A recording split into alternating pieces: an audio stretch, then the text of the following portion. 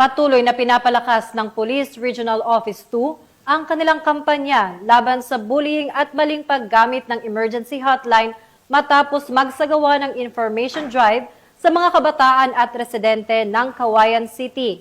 Ang report mula kay Patrolwoman Lainey Lorenzo.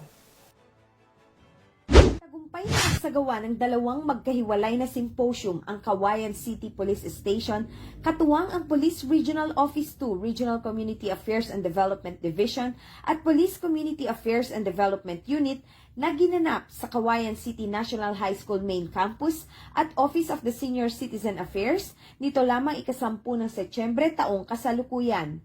Pinangunahan ni Police Major Sharon C. Malilin, Chief Regional Public Information Officer, ang talakayan na tumuon sa mga paksang anti-fake news, anti-bullying at 911 response.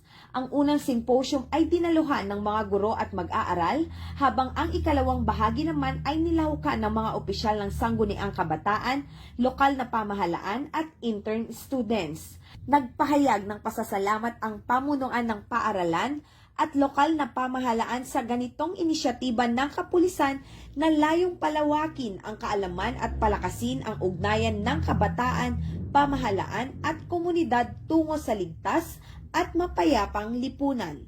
Mula dito sa Lambak ng Cagayan, ako ang inyong PNN correspondent, Patrolwoman Lainey Lorenzo, alagad ng batas, tagataguyod ng Balitang Pulis.